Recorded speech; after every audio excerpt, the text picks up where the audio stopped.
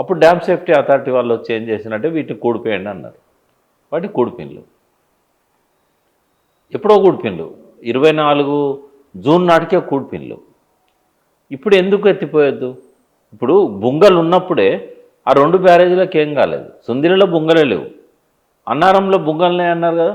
ఆ 2 బుంగలు ఉన్నప్పుడు కూడా అందులోకెళ్ళి ఇసుక రాలేదు, నీళ్ళే వచ్చినాయి. ఎక్కడైనా కూడా బుంగలు ఉంటాయి, బ్యారేజీలు అంటేనే బుంగలు ఉంటాయి, అంటే సీపేజ్ ఉంటుంది.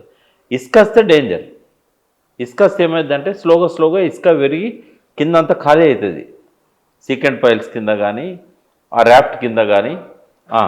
అయితే ఇక్కడ మేడిగడ్డ దగ్గరనేమో ఇసుక వచ్చింది, కానీ ఆ రెండిట్లో ఇసుక రాలేదు.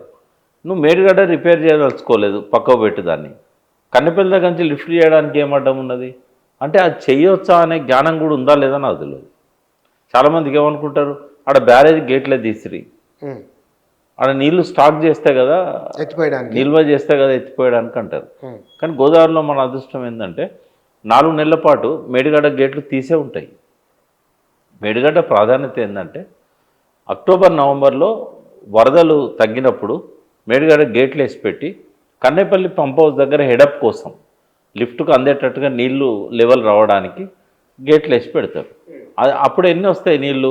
రోజుకు 1 టీఎంసీ కొద్ది రోజులు వస్తాయి, తర్వాత రోజుకు ½ టీఎంసీ కొద్ది రోజులు వస్తాయి, తర్వాత రోజుకు 1000 క్యూసెక్కులు 2000 క్యూసెక్కులు వస్తూ ఉంటాయి.